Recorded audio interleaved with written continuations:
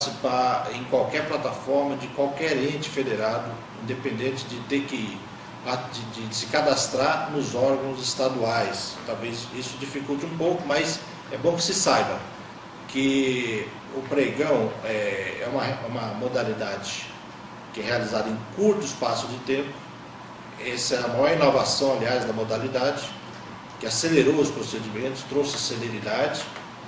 Então, da divulgação do edital de pregão até o dia da realização da sessão do pregão, efetivamente, a lei fala que deve obedecer o mínimo de 8 dias úteis. E é esse prazo que o licitante possui para poder preparar toda a sua documentação, fazer os cadastros, seja no SICAF ou nessa plataforma, onde vai se dar o pregão, para poder no dia e hora estar ok com a sua senha e poder acessar o sistema.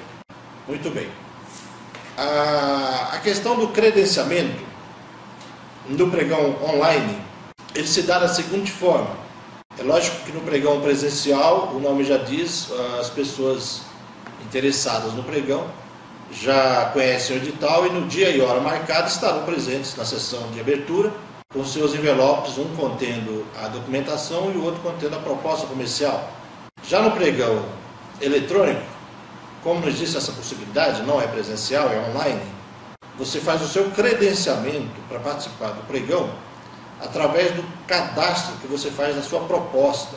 Então você deve analisar bem o edital e achar ali uma cláusula onde vai expressar o dia, a hora que você deve cadastrar a sua proposta. Não necessariamente esse é o dia da sessão de abertura.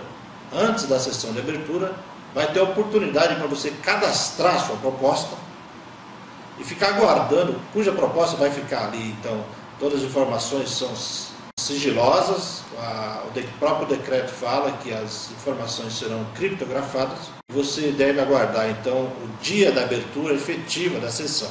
Então, aquele cadastro que você fez da sua proposta, com os valores e as condições da forma estabelecida no edital, que serve também como credenciamento. Então, ao cadastrar a sua proposta, para dizer eu quero participar, é o momento que você se credencia no pregão eletrônico. Então, a forma de credenciar depende muito de cada plataforma. Aí já parte um pouco para o lado da forma de internet mesmo, porque cada plataforma tem seu jeito, seu local de você clicar, mas aí é só conhecimento de informática. Tudo autoexplicativo, não tem maiores segredos.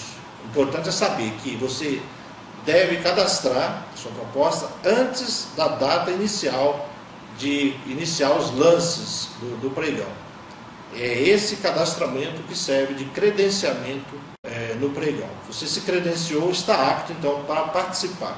Então, no dia e hora marcado para a sessão de abertura, o pregoeiro irá entrar também com a sua senha na plataforma, irá verificar quais as propostas que foram cadastradas, ver se estão válidas de acordo com o que foi previsto no edital e então começar a iniciar a fase de lances em ordem que não o pregão presencial. A grande diferença entre o pregão presencial e o eletrônico é que no presencial existe um critério para participar da fase de lances. Só irão participar da fase de lances lá a proposta menor, o valor menor entre elas, e as demais que estiverem acima dessa até 10%. Isso é o critério do pregão presencial estabelecido na Lei 10.520. Já o decreto 5.450, que regula o pregão eletrônico, ele não previu nenhum critério de percentual em relação a de menor valor. Isso induz aos pregoeiros a aceitar qualquer valor de proposta, a não ser que o edital estabeleça. Isso pode ser estabelecido, a lei de licitações prevê que pode ser estabelecido o preço máximo, o valor máximo aceitável. Então, se o edital estabelecer o máximo a ser cadastrado, da proposta, o valor máximo a ser aceitável, o licitante não pode, então, cadastrar sua proposta acima desse valor, pensando que de qualquer forma vai para a fase de lances porque não tem o critério de 10%. tem lá no pregão presencial. Então tem que ficar atento a esses detalhes. Então o edital tem que ser lido desde o preâmbulo até o final. Então é uma peça fundamental que tem que ser estudada, entre linhas, nas suas condições, desde lá o preâmbulo, dia e hora, até as condições de fornecimento, as condições de contratação.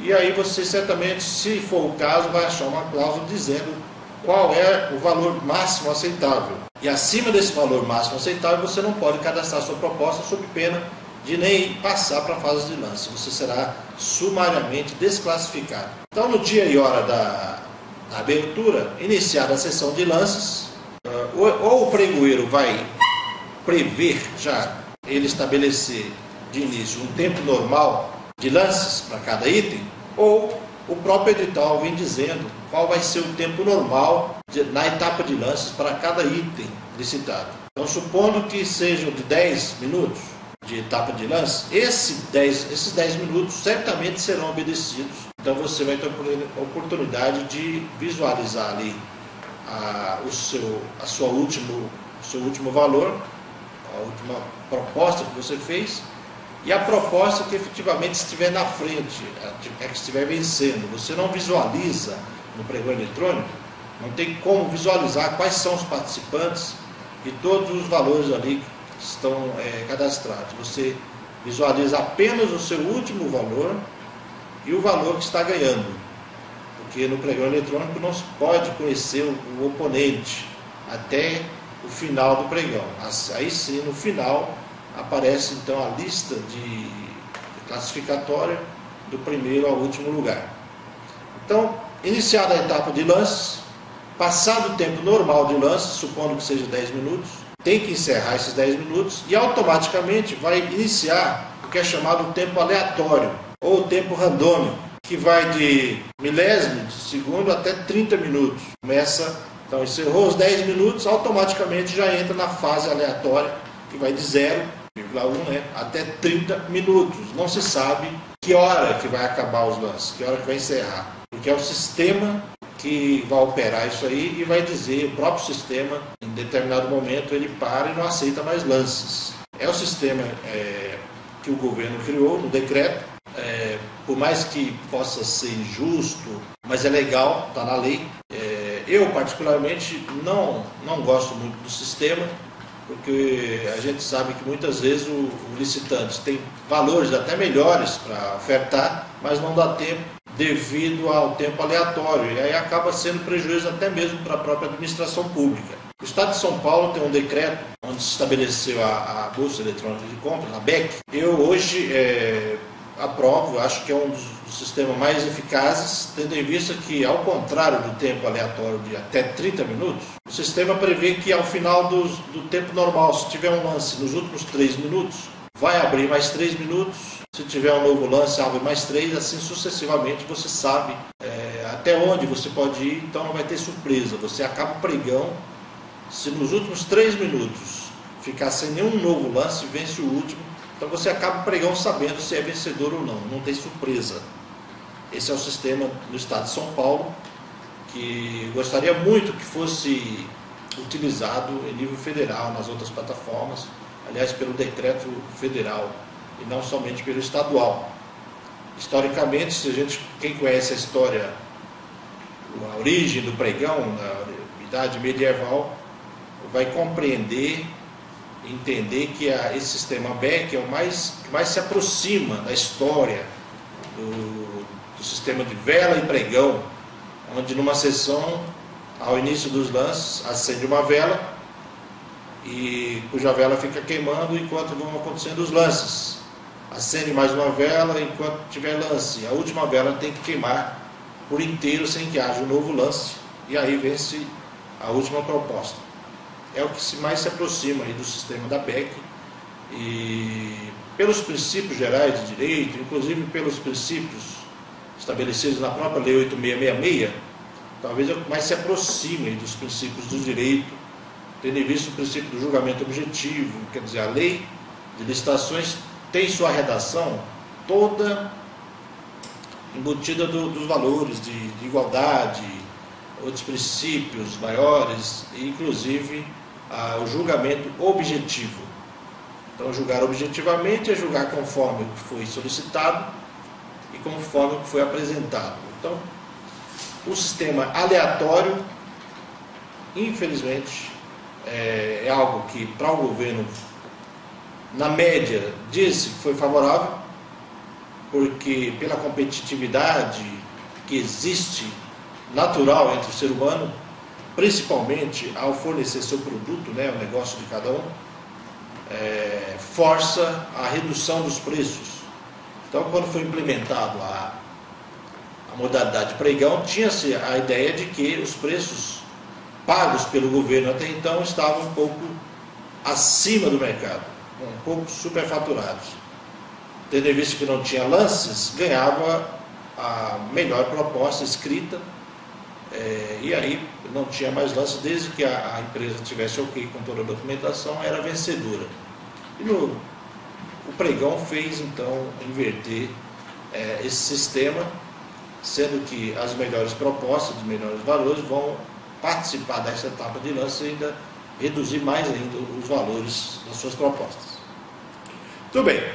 Ao final do tempo randômico, o aleatório, ainda existe a possibilidade de aplicação da Lei Geral das Micro e Pequenas Empresas, que é a Lei 123 de 2006, que trouxe alguns benefícios, né, para aquelas empresas micro e pequenas, e dentre esses benefícios, nós vamos falar do empate, que é o empate ficto. No pregão é concedido aí o benefício às micro e pequenas empresas que ao final dos lances, não no início, mas ao final, ficar com um valor superior em até 5% em relação a de menor valor que seja uma limitada normal, que não seja ME ou IPP. Lembrando que a ME e IPP elas são em função determinadas em função do valor do faturamento anual dela no exercício anterior. Então, a empresa que fatura R$360 mil hoje, no próximo exercício, quando for exigível o seu balanço, ela é uma ME, ela se enquadra como ME. E aquela que se fatura até 3.600.000, ela se enquadra como EPP, empresa de pequeno porte, e a ela são conferidos todos os benefícios da Lei 123. Nós vamos falar apenas do benefício do empate, como é que funciona no pregão. Então, ao final dos lances, o pregoeiro terá que verificar que, encerrado o tempo aleatório, o pregão eletrônico, encerrou o tempo aleatório, ninguém mais consegue dar lance. Então vai verificar qual é o menor valor. Se for uma limitada, dá o exemplo que o valor dela, o menor, é 100 mil, sei lá, 100. Se tiver uma microempresa ou uma empresa de pequeno porte que ficou com valor até 105, quer dizer, 5% acima dessa, ela está empatada, fictamente empatada pelo critério da Lei 123. E aí não pode permanecer a situação de empate, terá que desempatar. O desempate é feito da seguinte forma: o pregoeiro concederá a essa micro ou pequena empresa um prazo de 5 minutos para que ela opte em ofertar uma nova proposta cobrindo aquela ou não. É a opção dela. Quer dizer que todas as empresas que estiverem no intervalo de até 5%, todas elas têm a preferência. Começando da que estiver mais próximo, 2%, 1%, até a que tiver até 5%. Todas elas têm a oportunidade de desempatar. Ao final do desempate, havendo, claro, desempate, ou se não tiver também, se não tiver nenhuma micro ou pequena empresa empatada, ou se nenhuma delas quiser optar pelo desempate, vence então aquela de 100, que é uma limitada normal, e o pregoeiro tem a oportunidade ainda, não é obrigação, o decreto não obriga o pregoeiro a negociar, mas ele faculta, o decreto faculta o pregoeiro a negociar melhores condições ainda com esse licitante que ofertou pelo menor valor após a etapa de lances. Porque pode ser, é raro, mas pode acontecer que mesmo passando toda a etapa de lance, tempo aleatório, ainda esteja com um valor acima do guardado, do referencial que o órgão tem lá registrado no seu processo. E aí então o pregoeiro terá a oportunidade de negociar melhores condições, melhores valores, que não é obrigado, claro, a ser aceito pelo licitante, porque ele tem que se valer também da sua planilha e negociar conforme as condições estabelecidas ali para cada caso concreto. Muito bem. Ao final da negociação, definida a situação de preço, o pregoeiro então passará à etapa de análise dos documentos. Aí vem a necessidade então desse licitante estar cadastrado num sistema, se for o SICAF, se for um órgão federal que está licitando, necessariamente ele terá que estar cadastrado lá no SICAF, tem que estar ok a sua situação cadastral parcial lá no SICAF. Então, nesse momento, o pregoeiro vai com o seu CNPJ consultar o SICAF para ver a situação cadastral desse licitante que ofertou pelo menor preço. Estando ok a situação no SICAF, o pregoeiro solicitará ao mesmo o envio dos documentos complementares que estavam já previstos lá no edital. Por isso a importância da leitura do edital. Ao término do pregão, o licitante terá que preparar alguns documentos complementares para enviar imediatamente por fax, geralmente por fax, que também pode ser por e-mail. Você tem que ver o edital, o que ele está sendo exigido, a forma exigida lá. Então, geralmente esses documentos complementares são aqueles que não estão comportados lá no SICAF. Porque o SICAF comporta CNDs, todas as CNDs, federal, estadual, municipal, balanço patrimonial, contrato social, mas não comporta alguns documentos. Por exemplo, ao final do pregão, aquele valor que você cotou lá no início, cadastrou sua proposta, ele reduziu bastante. Então você terá que fazer uma nova planilha atualizada, com os valores que você efetivamente ganhou o pregão, para poder enviar por fax ao final, junto com outros documentos que porventura tal pedir, o pregoeiro juntar essas informações com aquelas que ele pegou lá do SICAF e poder fazer a declaração de vencedor desse licitante. Só nesse momento, após declarado um vencedor, é que o pregoeiro dará oportunidade no site para que os demais licitantes possam apresentar a intenção de recorrer, a intenção de apresentar recurso administrativo contra a decisão que ele achar inconveniente. Ou, se você foi desclassificado, foi inabilitado, ou se o seu oponente foi classificado e você não concorda, você tem a oportunidade de apresentar a intenção de recorrer, cuja intenção é feita da seguinte forma: você vai clicar no local apropriado, intenção de recurso, vai registrar imediatamente e motivadamente essa intenção, dizer o porquê que você quer recorrer, ao qual será registrado na ata. Então, havendo o registro de qualquer intenção de recurso, o pregoeiro deverá suspender o pregão, não pode adjudicar o resultado nesse momento, porque ele deverá então julgar o recurso que vai ser apresentado no prazo de 3 dias úteis. Então, supondo que o pregão foi realizado hoje, dia 29, o prazo para colocar as suas razões, apresentar as suas razões, começa a partir de amanhã, dia 30, dia útil, contando 3 dias úteis. Após os 3 dias úteis, inicia o prazo de mais 3 dias úteis para as contrarrazões desse recurso. É o contraditório constitucional, é o direito constitucional, contraditório, ampla defesa, onde vai se discutir tudo o que houve ali no procedimento, para ver se houve alguma ilegalidade ou não, para ao final haver o julgamento da administração, dizendo quem realmente tem razão, adjudicar e homologar o resultado da licitação. E aí passar para a contratação efetiva, que geralmente, em raros os casos, que não é feito hoje a contratação através da nota de empenho, que a rigor da lei é uma das modalidades de contrato. Nós estamos mais acostumados quando ouve falar em contrato, com aquele termo enorme, cheio de cláusulas, tal, aquele é um contrato. Mas na lei de licitações existem outras formas de contrato, cuja, inclusive, a nota de empenho é mais utilizada hoje nos pregões, porque geralmente são produtos, como o pregão só cabe para bens e serviços comuns, não se requer grandes obrigações futuras. Se for o caso, aí sim, aquele contrato formal. Mas os demais casos, a maioria deles, apenas a nota de empenho, ou ordem de fornecimento, solicitação, qualquer coisa, qualquer documento que valha é considerado contrato para efeito da lei de licitações, conforme diz lá no seu artigo 2º. Muito bem, senhores. Foi um prazer estar com vocês, falar um pouco dessa modalidade. Nós vamos nos aprofundar um pouco mais na modalidade, falar um pouco mais da licitação no nosso curso, que é realizado aqui mensalmente. O próximo curso de pregão está previsto para o dia 22 de junho. Espero tê-los aqui nessa oportunidade para podermos tratar mais aprofundadamente do tema e tirar as dúvidas suscitadas aí dos licitantes.